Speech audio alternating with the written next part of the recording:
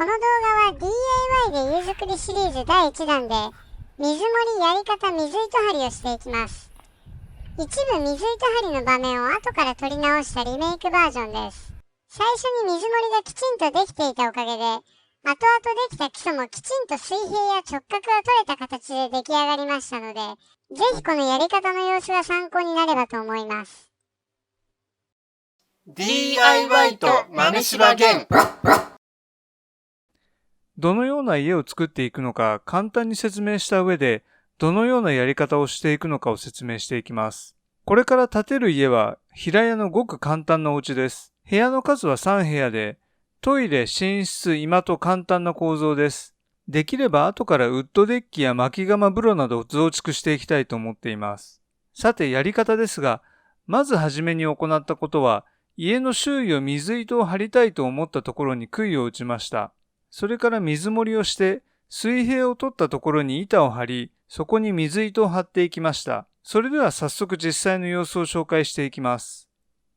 昨日は家を作る四隅に杭を打ちました。今日はこのバケツとホースを使って水盛りをやって水平をに印をつけて水平を取っていきたいと思います。はい、じゃあ水盛りをする際の道具の説明です。道具は非常に簡単で、ホームセンターで売っている普通のバケツを一つと、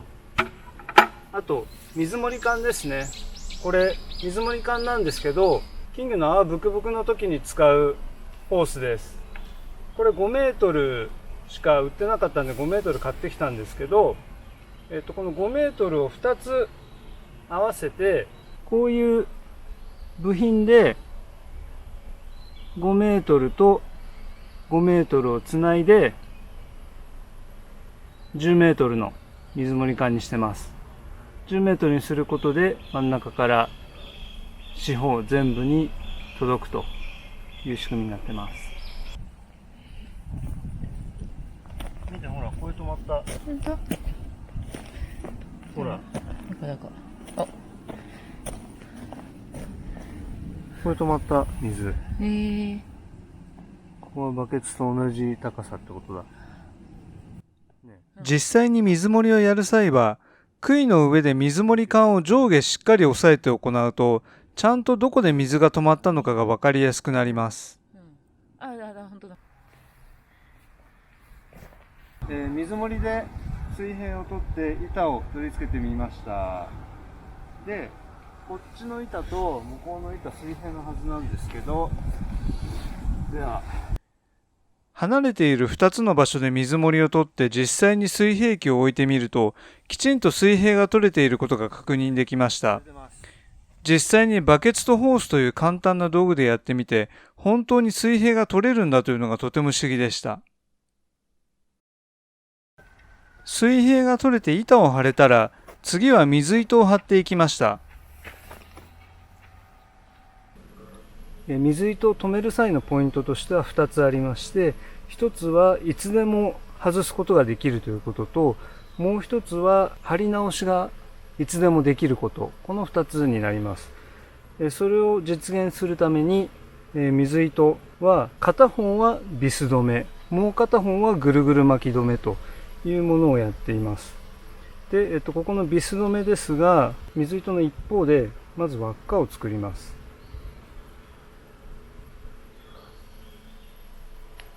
で、この輪っかを作ってここに留めていきます。はい、じゃあビス止めした方とは逆のぐるぐる巻きの方をやっていきます。まずピーンと糸を張って、テンションをかけて張って、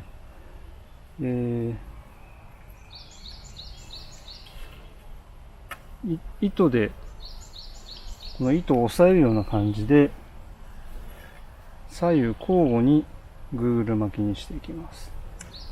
右回り、左回り。2、3回ぐるぐる巻きにすれば、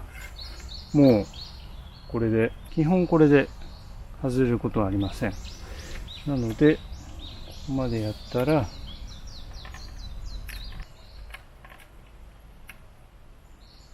下にこう返すように、2回、1回、2回と留めます。これで OK です。で、こういう風に簡単に留めておけば、これをまた貼り直したいといったときは、これをまた1回、2回とほどけば、すぐにまた貼り直すことができます。で、現場で作業をしていると、水糸は、ナイロンでできているので、必ず緩むので、こうやってまたテンションを貼り直したいっていうことがよくあります。なので、簡単に貼り直せるようにしておくのがポイントです。で、片方をビス止めにしておけば、簡単に外すこともできるので、作業しててすぐに外したいっていうケースも、よくあるので、なので片方は、簡単に外せるようにビス止めをしていると。で、もう一方は簡単に貼り直しができるように、あんまり難しい結び方をしないで、ごくシンプルにこうやって留めておくだけというのがおすすめです。はい、最後の水糸を貼りました。一番苦労したのはここの直角を取るところで、水糸を使って直角を取る方法は別の動画で詳しく解説していますので、そちらをご覧ください。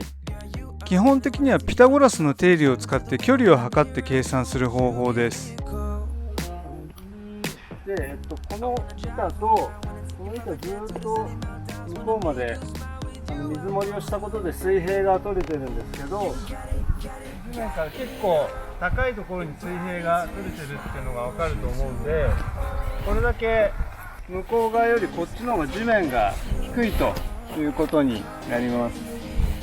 なのでこっちの方が地面が低いっていうのを考慮しながら、基礎を作るための穴を掘っていきたいと思います。